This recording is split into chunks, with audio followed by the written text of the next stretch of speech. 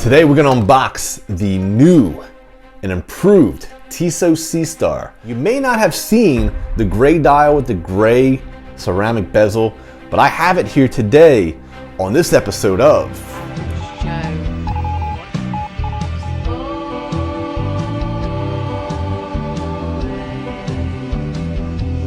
It's always time. We kind of want that.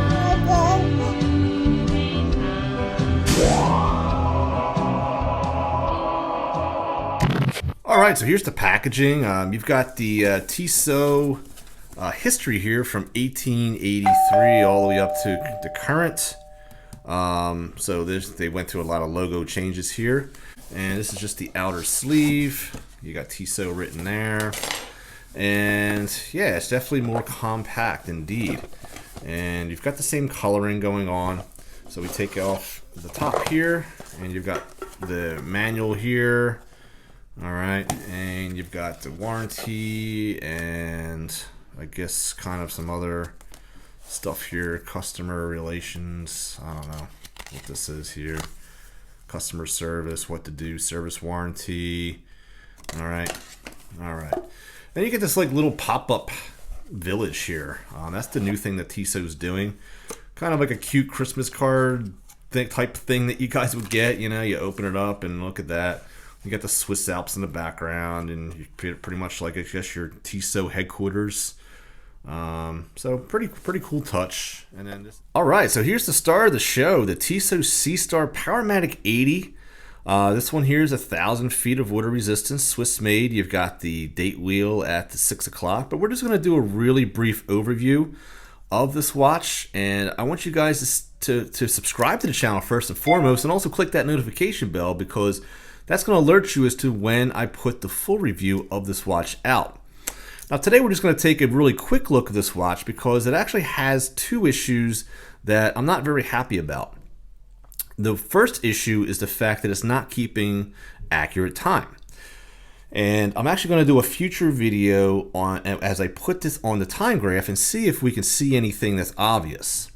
But this watch is going back, and we're going to do an exchange for a proper running watch. So this watch here, it actually loses almost an hour of time overnight, which is absolutely insane. I woke up one morning and the watch read 7:30, and I looked at my phone and it was actually 8:20 in the morning. Absolutely insane. I'm not going to fault Tissot for this because these watches, they get shipped, they get jostled around, and we don't know what happened. I mean, something could have happened within the movement. And look, I actually own another Powermatic 80, and it runs just fine. And I know many other people that own Tissots that have absolutely no problems. So that's the first issue. Now the second one, I am going to put this on Tissot. If you take a look at the date wheel, you can see that the 2 from the 29 peeking from the window. It's actually misaligned. And as we go around, we can see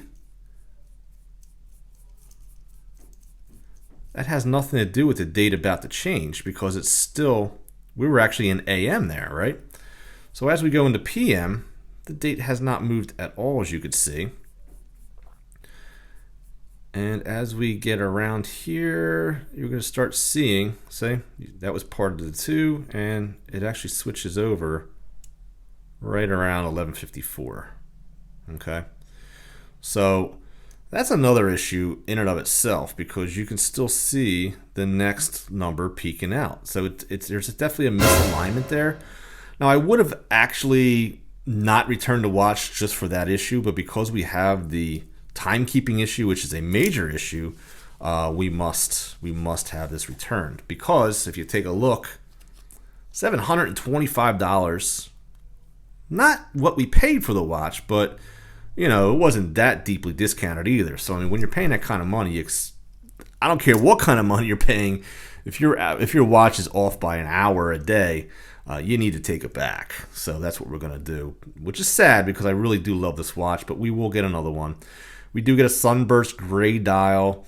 We get that ceramic bezel, which is completely different than the last generation. And we do get the same cutouts that we get as well from that last generation. We do get an upgraded bracelet. This is the Oyster bracelet with the polished center links. And we do get a diver extension. We get a milled clasp this time as opposed to the last generation. But I'm not going to give you guys too much because I do want to do a full side-by-side comparison of the last generation and show you how many improvements this watch has. And also let you guys know, is the lume better? Is the bezel action better? Well, we're going to find out on a future episode. So you'll definitely want to subscribe and click that notification bell. We do also get quick release, and you also see that Powermatic 80 in the back. So that's all I'm going to do for you guys today. I am going to show it to you on the wrist before we close out and just show you. And I'll give you a couple measurements as well, but check that out. Very, very nice looking watch. Very handsome, bold. So this is very reminiscent of the Oris Aquis in my opinion. And I just think it's just really, really nice layout. Let's do a couple quick dimensions before we close out. So we're looking at a 42 millimeter. We're looking at 13 millimeters of case thickness. So the lug width of this watch is a 21 millimeter, which I hate 21 millimeter lug widths.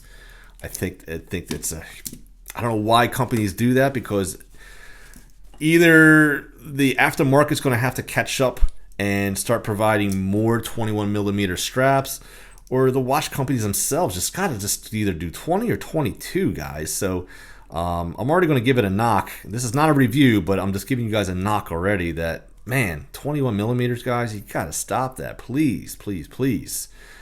And then our lug to lug, I'm going to show you real quick here, is indeed a right around a 49 millimeter. So some good dimensions on this watch.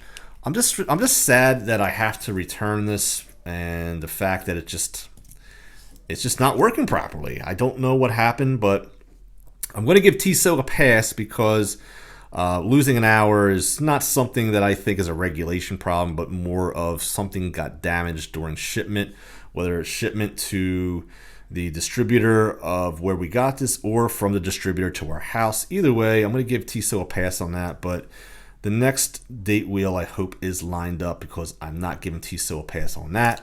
But definitely stay tuned for the full review. I'm going to flip the camera around and give you guys a couple final thoughts here.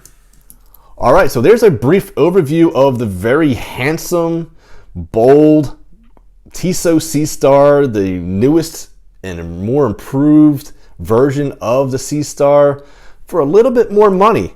And I hope you guys tune in for the next video I'm going to do on this watch, because I'm going to actually compare this one to the other Tissot Seastar, the generation prior to this one, and show you the improvements that this one has made over the previous generation.